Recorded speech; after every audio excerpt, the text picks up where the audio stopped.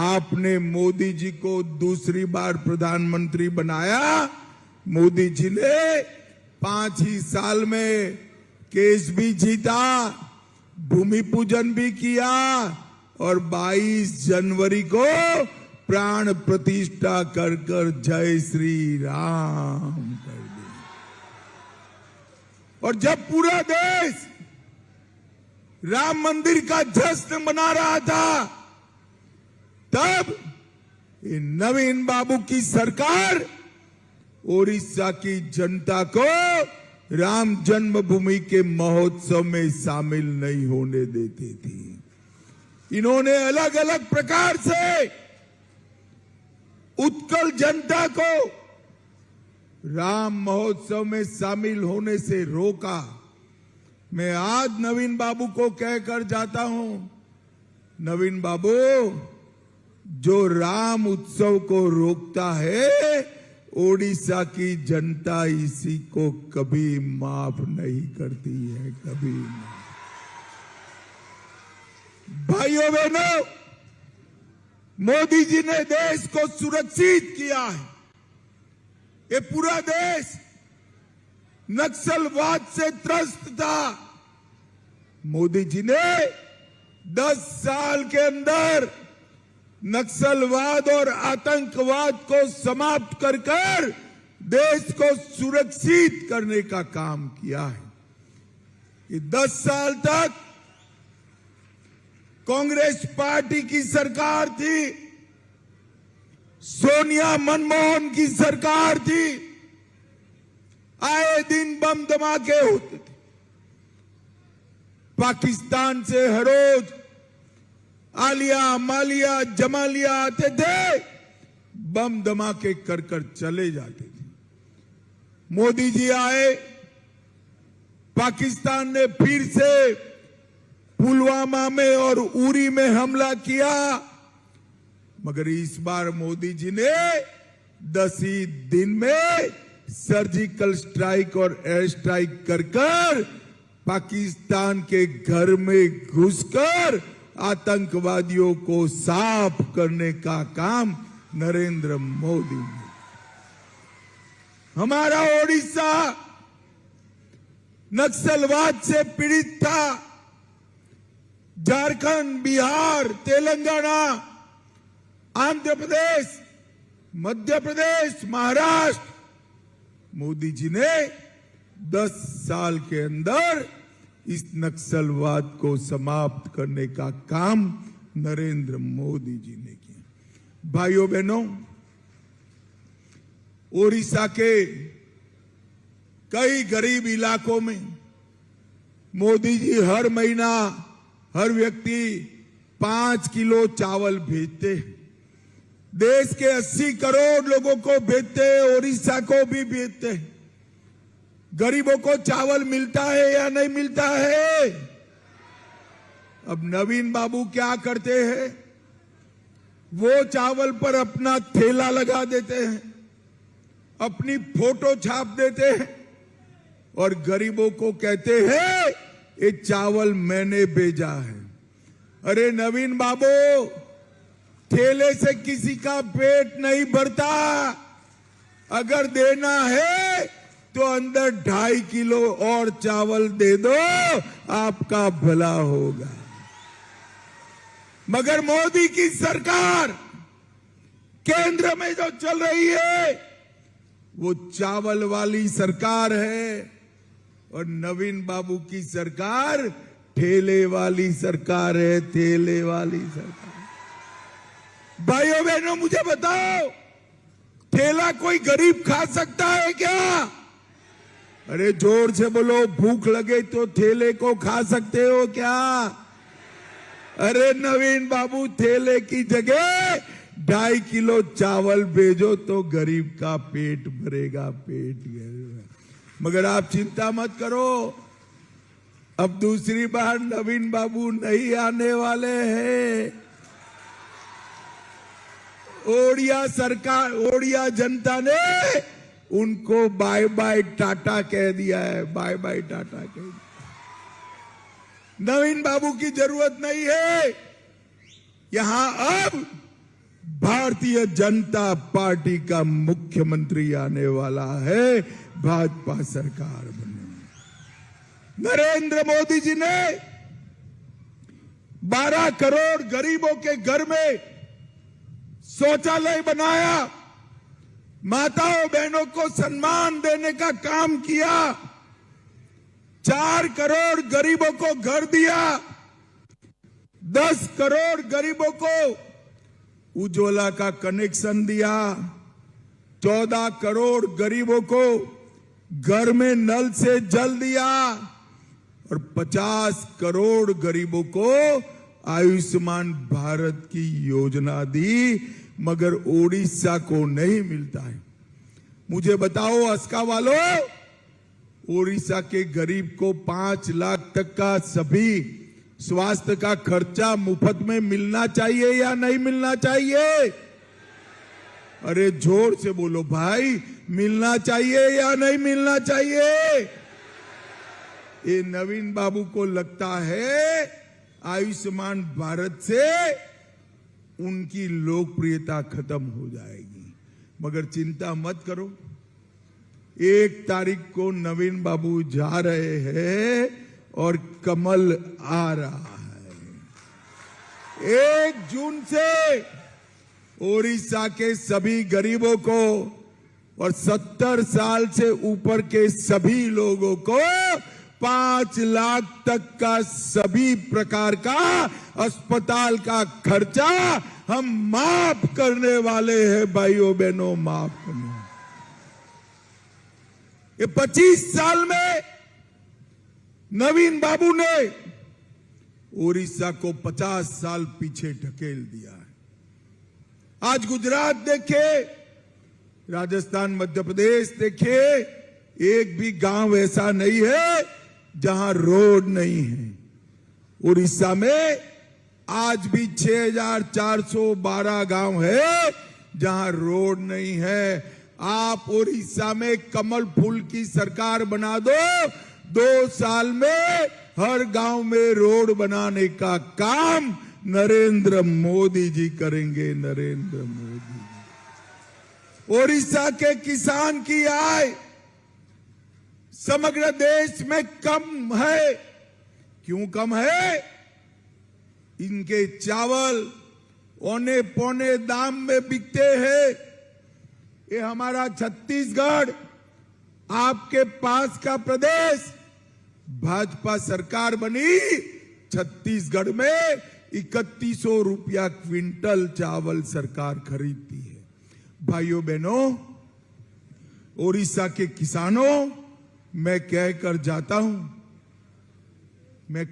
जाता हूं कि छत्तीसगढ़ का किसान का एक एक दाना हम 3100 रुपया धान का 3100 रुपया क्विंटल खरीदने का काम ये भारतीय जनता पार्टी की सरकार करेगी। भाइयों बहनों, 19 में 3.5% परिवारों को भी स्वच्छ जल मिलता था। मोदी जी ने आगे बढ़ाया, मगर अब भी 23% लोग छूट गए हैं। मैं ओडिशा की माताओं को कहकर जाता हूं, भाजपा सरकार बना दो, 1 जून के बाद हर घर में नल से जल देने का काम भारतीय जनता पार्टी की सरकार करेगी। भाइयों बहनों, मुझे बताओ, मैं तो गुजरात से आता हूं, देश के दूसरे हिस्से से आता हूं, मगर ओडिशा के ऊपर जैसे ही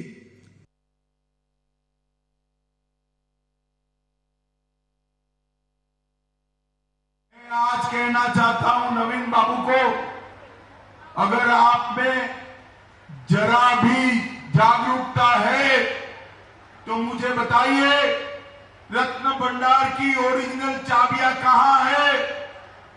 डुप्लीकेट चाबियां किसने बनाई? मैं आज आपको कहता हूं, परिक्रमा प्रकल्प के नाम पर मठ मंदिर तोड़े,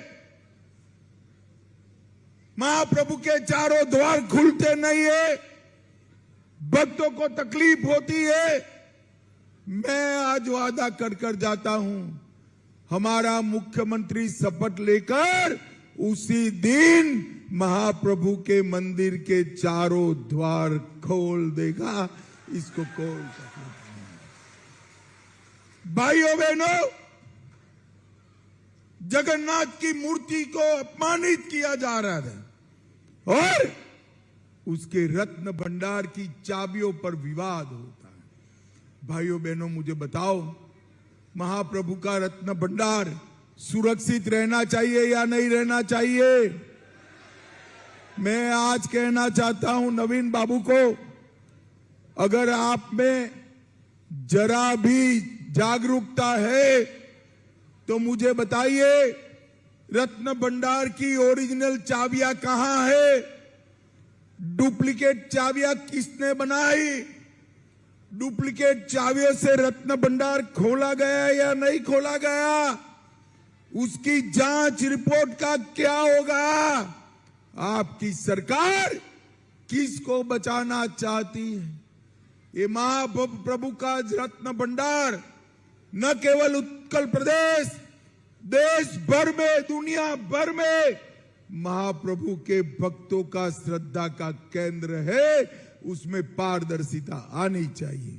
भाइयों बहनों, मैं आपको वादा कर जाता हूं, महाप्रभु के रत्न भंडार के जांच रिपोर्ट का खुलासा हम 6 दिन के अंदर कर देंगे, सरकार बनने के 6 दिन।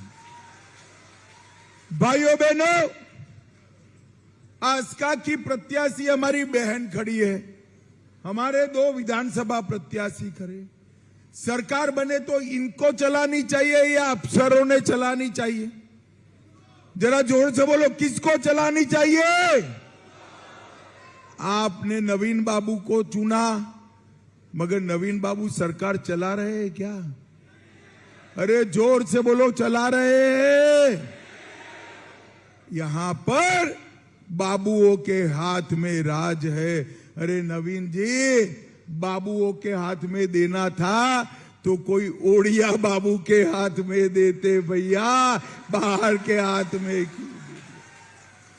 और ये नवीन बाबू की सरकार में ये महान ओडिया भाषा, संस्कृति, साहित्य, जिसके लिए अनेक लोगों ने संघर्ष किया, मधुसूदन जी का संघर्ष आज पूरा देश याद करता है। भाइयों बहनों, वो महान ओडिया भाषा, संस्कृति और साहित्य पर ये अफसरशाही ने सवालिया निशान लगाने का काम किया है।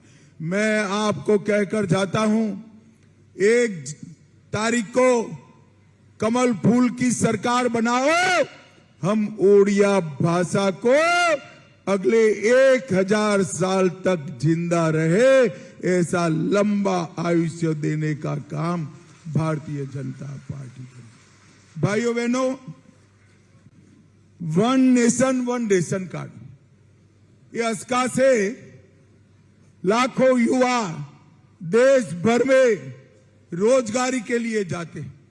उनको वहां सस्ता अनाज, मुफ्त अनाज मिलना चाहिए या नहीं मिलना चाहिए?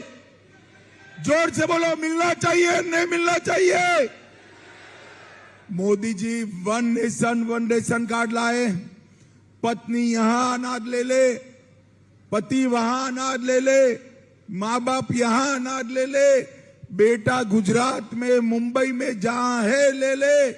मगर नवीन बाबू 1 नेशन 1 रेशन कार्ड नहीं करते हैं, क्योंकि बेटे का जो अनाज बचा है ना, बेटे का, वो चाव करने के लिए इनके अफसर बैठे हैं। मैं आज कहकर जाता हूं, 1 तारीख को परिणाम आते ही भाजपा सरकार 1 नेशन 1 रेशन कार्ड को लागू करने का काम करेगी, लागू करने का। भाइयों बहनों, आज गांव गांव में पानी की समस्या है। इसलिए नवीन बाबू का विरोध हो रहा है। गांव गांव में बिजली की समस्या है, इसलिए नवीन बाबू का विरोध हो रहा है। सड़क नहीं है, इसलिए विरोध हो रहा है। बेरोजगारी के कारण पलायन है, इसलिए विरोध हो रहा है। मैं आपको कहता हूं, सालों से आपने नवीन बाबू को बिठाया, 5 साल भाजपा को दे दीजिए। ओडिशा से किसी बेटे को ओडिशा के बाहर रोजगारी के लिए नहीं जाना पड़ेगा, नहीं जाना पड़ेगा। भाइयों बहनों, ये गन्ना का क्षेत्र है।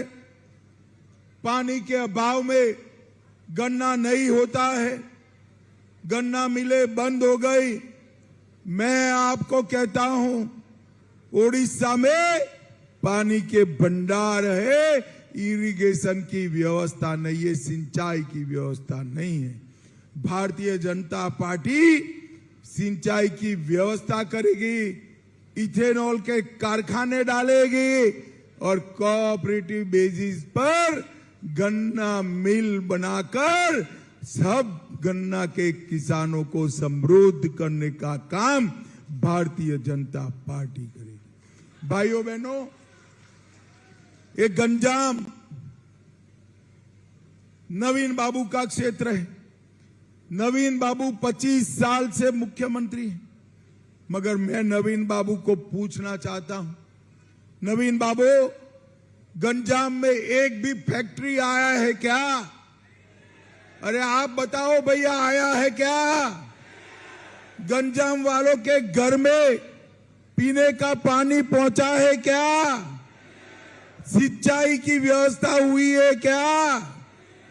भाइयों बहनों, कोल्ड स्टोरेज भी नवीन बाबू नहीं बना पाए, कोल्ड स्टोरेज भी नहीं बना। आज मैं कहकर जाता हूं, हमारी बहन को जिता दो, हमारे 6 के 6 विधायकों को जिता दो।